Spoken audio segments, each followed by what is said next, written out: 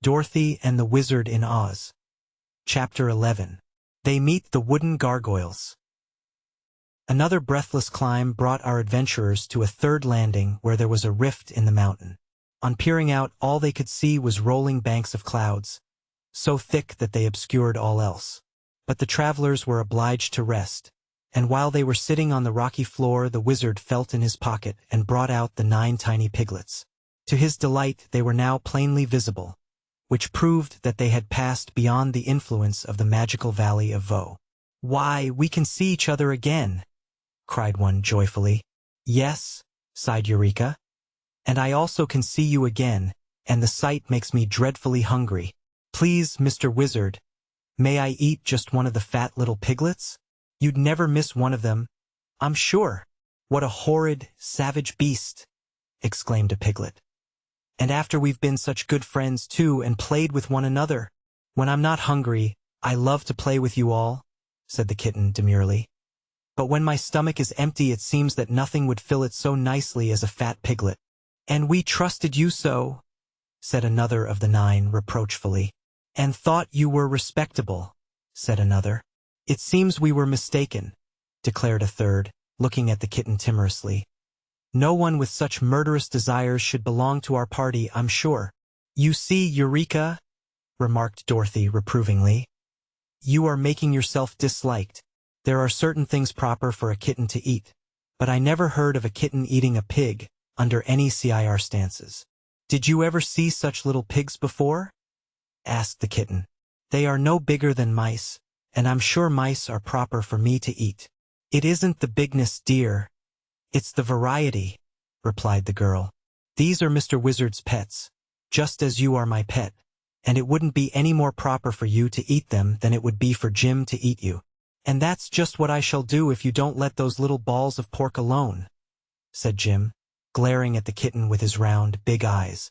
"If you injure any one of them, I'll chew you up instantly." The kitten looked at the horse thoughtfully, as if trying to decide whether he meant it or not. "In that case," she said, "I'll leave them alone. You haven't many teeth left, Jim, but the few you have are sharp enough to make me shudder. So the piglets will be perfectly safe hereafter, as far as I am concerned." "That is right, Eureka," remarked the wizard earnestly. "Let us all be a happy family and love one another." Eureka yawned and stretched herself. "I've always loved the piglets," she said, "but they don't love me." "No one can love a person he's afraid of," asserted Dorothy. "If you behave, and don't scare the little pigs, I'm sure they'll grow very fond of you." The wizard now put the 9 tiny ones back into his pocket, and the journey was resumed. "We must be pretty near the top now," said the boy, as they climbed wearily up the dark, winding stairway. "The country of the Gurgles can't be far from the top of the earth," remarked Dorothy. "It isn't very nice down here. I'd like to get home again, I'm sure." No one replied to this because they found they needed all their breath for the climb. The stairs had become narrower, and Zeb and the wizard often had to help Jim pull the buggy from one step to another, or keep it from jamming against the rocky walls. At last, however, a dim light appeared ahead of them, which grew clearer and stronger as they advanced. "Thank goodness we're nearly there," panted the little wizard. Jim, who was in advance, saw the last stair before him and stuck his head above the rocky sides of the stairway. Then he halted, ducked down, and began to back up so that he nearly fell with the buggy onto the others. "Let's go down again," he said, in his hoarse voice. "Nonsense," snapped the tired wizard. "What's the matter with you, old man?" "Everything," grumbled the horse.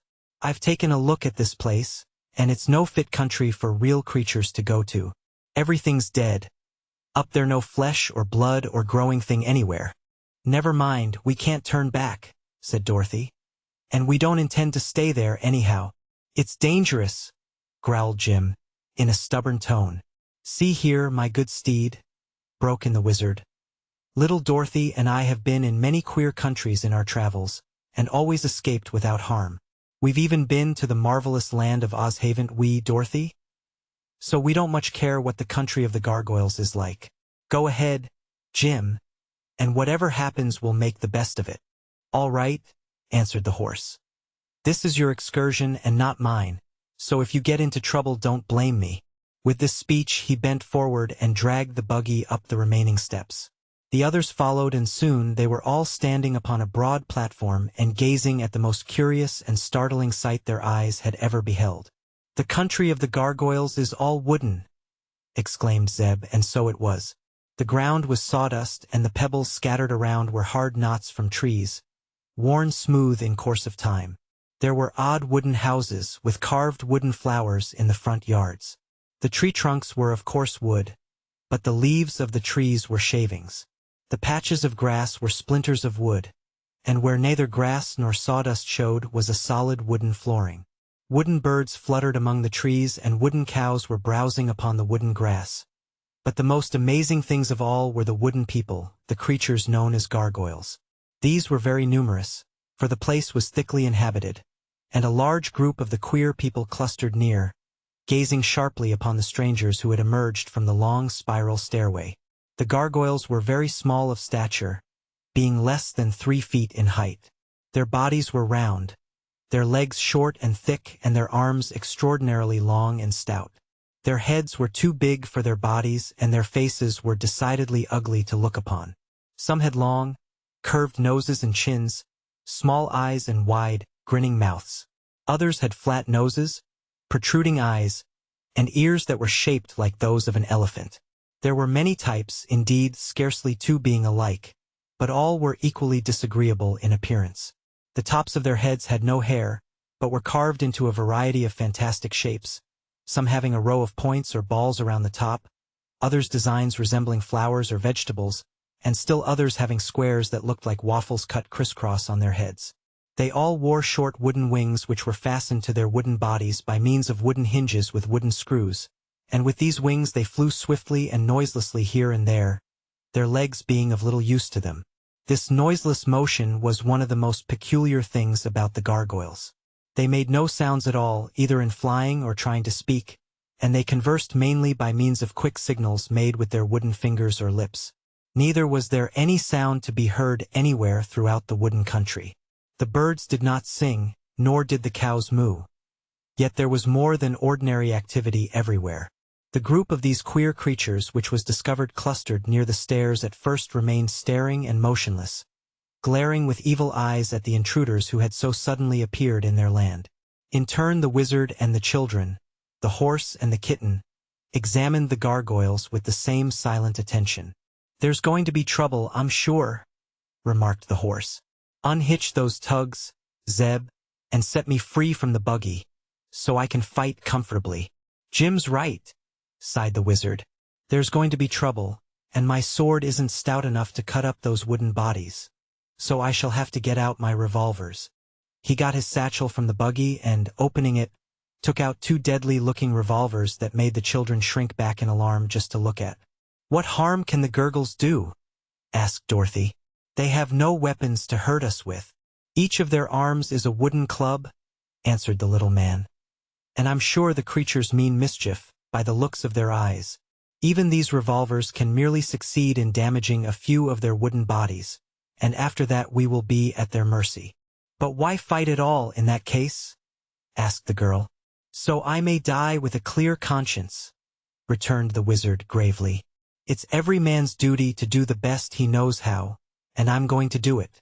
"Wish I had an axe," said Zeb, who by now had unhitched the horse. "If we had known we were coming we might have brought along several other useful things," responded the wizard. "But we dropped into this adventure rather unexpectedly." The gargoyles had backed away a distance when they heard the sound of talking, for although our friends had spoken in low tones their words seemed loud in the silence surrounding them. But as soon as the conversation ceased, the grinning, ugly creatures arose in a flock and flew swiftly toward the strangers, their long arms stretched out before them like the bowsprits of a fleet of sailboats. The horse had especially attracted their notice, because it was the biggest and strangest creature they had ever seen, so it became the center of their first attack.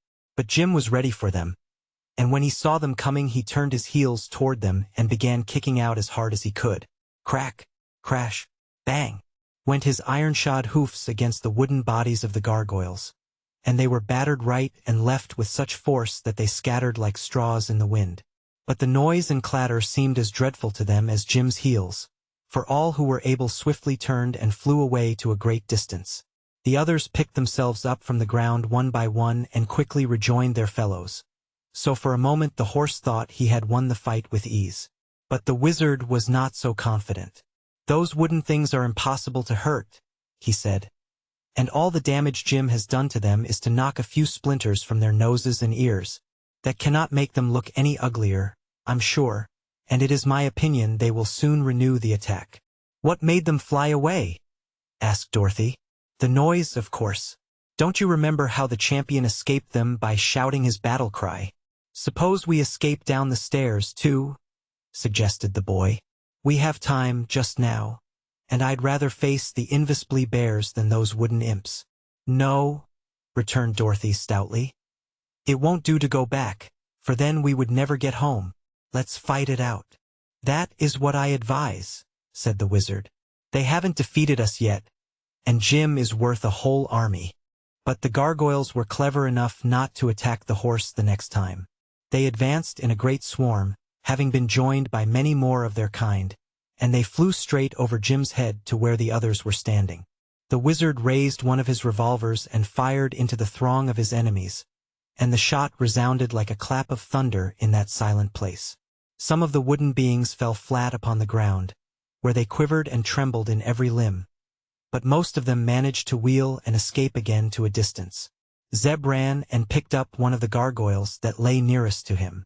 The top of its head was carved into a crown, and the wizard's bullet had struck it exactly in the left eye, which was a hard wooden knot. Half of the bullet stuck in the wood and half stuck out, so it had been the jar and the sudden noise that had knocked the creature down, more than the fact that it was really hurt.